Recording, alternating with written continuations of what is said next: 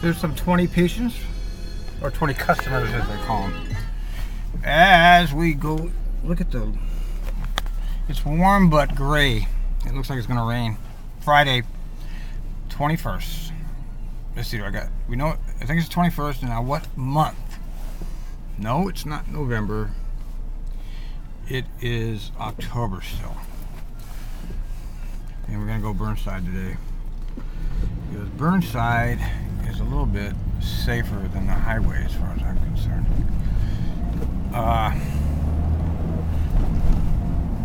Let's see what's going on. So Mr. McFarland, the fearless leader of our fearless company, has decided on a new executive of labor relations. I'm getting over here because that other one is too bumpy. A new executive of labor relations, because he can't handle a union apparently. He doesn't know how to do it, because Neil doesn't know how to do anything, I think, because he's added even more executives than Fred had, which is saying a lot, because Fred really turned this into a lumbering bureaucracy, and Neil's continuing the practice. And in the next announcement, he's talking about our budget. I mean, that takes real nerve, you know, that takes nerve for him to actually talk about budget after he's gotten this huge expansion. Well, even the left side of this Burnside Road is a piece of shit. God damn. Your city at work, your tax dollars at work here. I better turn on my light. The bureaucracy, let's see, he's added a new safety director, he's added a new director of labor, he's added a new cultural competency director. I mean, what nerve, you know? Then he says our budget's tight. What the fuck, you know? We can't take you seriously, Neil. What are you're a joke. You've added over half a million to probably $1 million when you include benefits and perks to our payroll on non-service related executives. And when I say service, they don't do anything to promote the transit system. In other words, there's nothing they do that's actually like transit. Like they need like mechanics and bus drivers and maybe a bus cleaner or two would be nice. But they don't get that here. They get executives. Like that's gonna help things here. Sorry, but I'm getting over. So yeah, it's really, I guess he doesn't think anybody's really paying attention to him or something, or paying attention to his actions and his words. Completely different. Some of us, like me for example, actually pay attention to that stuff. And yeah, you speak with forked tongue, Neil, and it's obvious.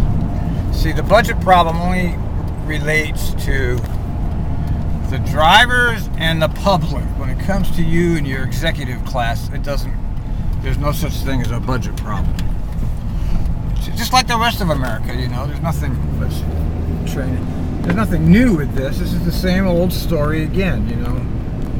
It's like we have a budget problem, but only for the lowest members of our organization, which are the drivers and the riders. Yes, we've cut bus service 10%, and you know we're not bringing any of those late night runs back to the Beaverton area. And you know, and yes, you employees, you're costing us way too much money in benefits, but you don't come up with any like new thinking around the benefits. Like, you know, why do you? Can't you shop around? I don't know. You can't come up with any new thinking around it, really. So you're just following the same lead that Greece is following. Okay. And by the way, Greece is really the laboratory for what's going to happen here. I hope people are paying attention. No, they're not paying attention to that, because all of this austerity stuff started there, and then it came here. These Republicans, and you know, the citizens that vote them in, of course, the ignorant, they know how to really play up to the certain percentage of our population that will vote. I mean, our own drivers will vote Republican. So you know, when you have your your own people voting against themselves. See, this culture is very fragmented, not like Greece. Greece is a very homogenous society. They're not split at all. I mean, when they went on strike, the entire country went on strike. The doctors, the lawyers, the shops, the transport, everything went on strike. And of course, the parliament voted. They're all part of. There's no difference in their democracy than in our democracy. It's all run by members of the moneyed class, people that have plenty of wealth, that don't have to worry about any of these austerity cuts, is who runs the government. Just like here. Do you think our government, any of those people that are in there, are actually like working people? No, they're not. They're all very wealthy people, and they don't even participate in Social Security. They've even created their own separate health and retirement system because they can. How's that for a complete insulting type of congressional representative government, where they won't even participate in the same plan that they've prescribed for its citizens? Okay, that's what we have here, and it's really not any different in Greece. It's the same thing there. So anyway, that's coming to a country near us, which means us. Let's see, next on the agenda. Yeah, well, anyway, so we get this new, so maybe, hopefully, he's not going to be as useless as Harry Supporter was, or is. Harry Supporter, 155,000. He comes up with some lame brain. Look at that. They're sitting there. It's red. No right. I don't understand why people don't make their right turns on red. They just sit there like. Bleh. Oh, he actually went on a red. Harry Supporter, 155,000 for what? Here's another one just stopping there. I mean, what do we get for that? Nothing. I mean, what a waste of money. But it makes Neil feel better, because now he doesn't. If some shit hits the fan, he can blame it on Harry. He doesn't have to take the fall for it. He can blame it on Harry, and Harry can take the blame for it. Oh, it's all Harry's fault, because I had a separate safety director, and he didn't do the job properly. So I'm okay because I'm Neil, but I have this guy, so I can blame it on him. And the same thing with the labor guy, I guess. I did mention yesterday, right, how I was looking at the collisions charts, and the amount of accidents at this time of the year were exactly identical to last time at this year in terms of collisions per 100,000 miles. And last year at this time, there was no such thing as a safety class. Okay, that didn't exist. So now they have a safety recertification class, which we've almost all taken, probably like 80%. And there is no statistical difference in the amount of accidents. Zero statistical difference. And thereby proving that this stupid class was a window dressing. But I'm getting off the subject here. Yes, this new labor guy. I posted a bunch of links to his professional website where you can check him out, and his Facebook. Although there's nothing on his Facebook, but I checked him out a little bit. It's really, he's some executive type guy. Not a transit person. Some guy that's involved with labor. It's the kind of thing that Neil's supposed to be doing, but he's not doing. Okay, so anyway, yep. So one more executive, and then Neil posted this thing about all this. He changed the bureaucracy all around. I don't know if anybody's been paying attention to that, but he's moved these departments, or heads and departments, around somewhere physically. Some people report to other people. I mean, Neil has really been playing a hell of a game of musical bureaucrat since he got in here, moving everything around. I didn't quite understand. That was like his Neil note thing that I read. He addressed how these changes are confusing and everybody has to get used to it. And it's like, I'm looking at it going, yeah, well, this just goes to show you, the only people that actually matter here are the bus drivers. Even though the bureaucracy is so out of control here, they take themselves very seriously, and I love to laugh at it. I find it humorous. It's too bad for the public because all those bureaucrats take away money that could be spent for services, and it's just a shame that this is what TriMet has become over the years. This poster child of government inefficiency and waste and bureaucracy.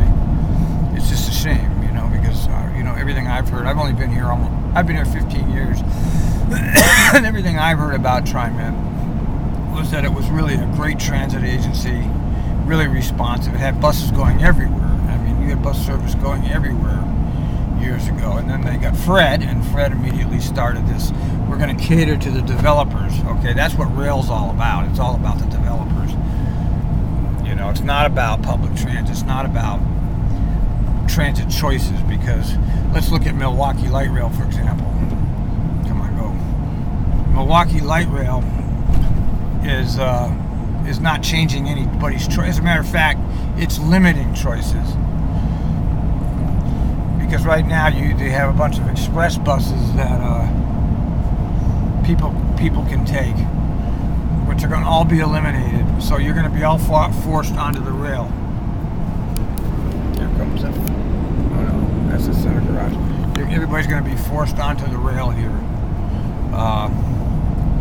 That's not increasing choices because people can already get from Milwaukee to Portland on a 33 bus, and most of it's fairly timely. It's not. I mean, maybe the rail will be faster, maybe it won't. I don't know. But the rail is all about developers, and that started with Fred. That's why Fred came in. To make this company shift from a transit district to a land use development agency, and it seems firmly entrenched now. There's really no way to stop this happening here. It's firmly entrenched, and it's just getting worse. And it's an agency dominated by capital projects now, and it's a real shame because those of us that work like out here, we can see how much harm it's done to the public out here, especially because they've cut services tremendously. We're still driving the junky equipment around. It's just been a shame for the people that live out here that this transit district has turned into a little tool for Portland developers completely, and no longer serves riders. I mean, they canceled 16 runs yesterday. No, not yesterday, the day before, when it was sunny out here. People called in sick. They didn't want to come into work. Of course, that's questionable behavior, but at the same time, I don't really support the company's behavior. I mean, if the company operates unethically, why should we be expected to operate ethically? A lot of people say, well, that's unethical for them to do that. Well, we're working for a company that has a tendency to be unethical themselves in the way they handle things. So you can't really condemn operators for taking care of themselves or wanting to have a life outside of here. This place will eat you alive if you're a full-time employee here. And I knew enough to not let myself get trapped into that. I'm not sure what that has to do with what I'm talking about, but anyway, we have. Oh yeah. Also, the next thing I want to talk about here is my appeal, my grievance. I got a thing in from the union, and they want me to go to the executive board, and they want me to go to a meeting, and and I spend so much of my own time on this. To all of these people, and that includes the union. To all these people, you're getting paid your time and effort to deal with this. I'm not getting paid. I'm tired of putting my time into this. So I'm going to come up with a statement that I'm going to give to my union rep. And I'm going to let him present it, and then I'll live with your decision. I'll just, whatever. If you don't think that this case is worthy, I mean, it's all about civil liberties. It's about my right to do things at home. And if you don't think that's worthy of having an arbitrator, forget about it being me, a high-profile person. It's about my civil rights and every other driver's civil rights that works here.